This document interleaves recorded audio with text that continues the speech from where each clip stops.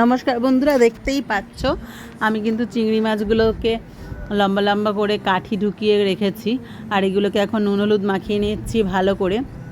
আজকে আমি করব প্রন তন্দুরি, মানে চিংড়ি মাছের তন্দুরি। তো দেখো কিভাবে রেসিপিটা করি, অতি অবশ্যই তোমরা একটু দেখো আর করে খেয়ে আর কমেন্টে আমাকে জানিও তোমাদের কীরকম লেগেছে।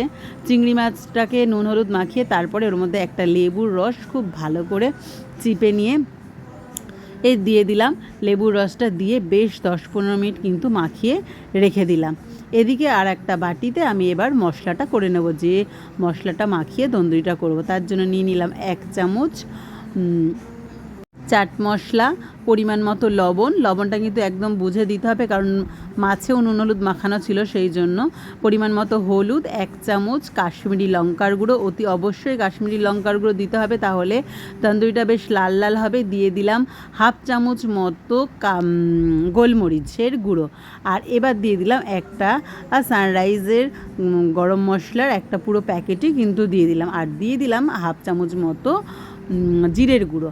তো এই মিশ্রণটাকে খুব ভালোভাবে মিশিয়ে নিলাম। তার মধ্যে এর মধ্যে দিয়ে দিলাম 1 চামচ কসুরি মেথি এর পাতা দিয়ে বেশ ভালো করে মিশ্রণটা করে নিয়ে এটাকে জল দিয়ে গুলে নিলাম, মানে ব্যাটারটা তৈরি করলাম এভাবে। এবার এই ব্যাটারটার মধ্যে আমি এক এক করে চিংড়ি মাছগুলোকে মাখিয়ে বেশ আধ ঘন্টা মতো কিন্তু রেস্টে রেখে দেবো।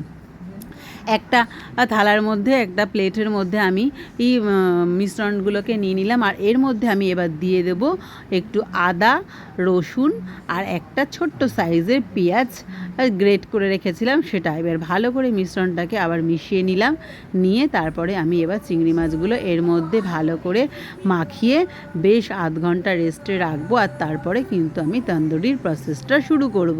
এই দেখো বন্ধুরা, এইভাবে কিন্তু চিংড়ি মাছগুলো মাখিয়ে রেখে দিচ্ছি জাস্ট আধ ঘন্টা বা তার উপরে। তোমরা যতক্ষণ বেশি 1 ঘন্টা 2 ঘন্টা রাখলে আরও খুব ভালো, বেশি করে নুন মশলার ফ্লেভারগুলো ঢুকবে এর মধ্যে, আর তাতে কিন্তু খেতে টেস্টি হবে খুব। আমি কিন্তু ফার্স্ট টাইমই করলাম, কিন্তু তাতেই মানে আমি যেভাবে রেসিপিটা করেছি তাতেই খেতে কিন্তু জাস্ট দারুণ লেগেছে। মানে চিংড়ি মাছ নিয়ে কাড়াকাড়ি লেগে গেছে, এরকমই একটা ব্যাপার হয়েছে। আরও কিছুটা পরিমাণে করলে মনে হয় খুব ভালো হতো। এইভাবে দেখো প্রতিটা চিংড়ি মাছ আমি মাখিয়ে প্রায় আধ ঘন্টা মতো রেখে দিয়েছিলাম। আর তোমরা কিন্তু একটু বেশি সময় ধরে রাখলে খুব ভালো হবে জিনিসটা। এবার দেখো এই মাছগুলো আমি এক একটা করে তুলে আমি কিন্তু এইভাবে জালের মধ্যে আগুনের গ্যাসের উপরে দিয়ে দিচ্ছি। আর এইভাবে উল্টে এপাট ওপাট করে নিলাম। তাতেই কিন্তু আমার চিংড়ি মাছের তন্দুরি প্রন তন্দুরি কিন্তু একদম রেডি। অতি অবশ্য বন্ধুরা এইভাবে তোমরা করে একবার খেও আর আমাকে কমেন্টে জানিও তোমাদের কীরকম লেগেছে। ইউটিউব থেকে দেখলে একটা সাবস্ক্রাইব করে দিও, আর ফেসবুক থেকে দেখলে অতি অবশ্যই আবার পেজটা ফলো করে দিও। থ্যাংক ইউ বন্ধুরা।